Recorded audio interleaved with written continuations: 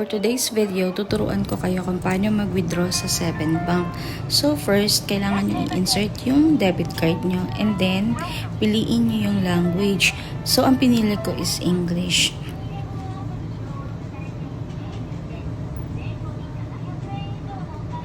And then tap nyo lang yung withdrawal and yung confirm and savings.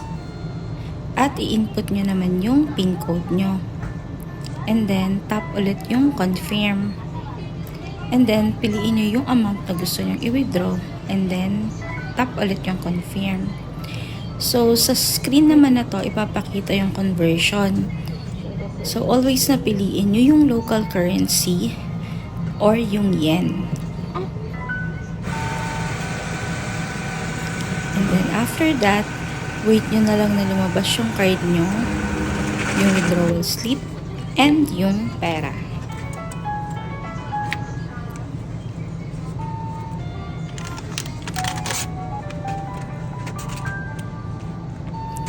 And then, ito naman yung actual amount na nabawas sa card ko.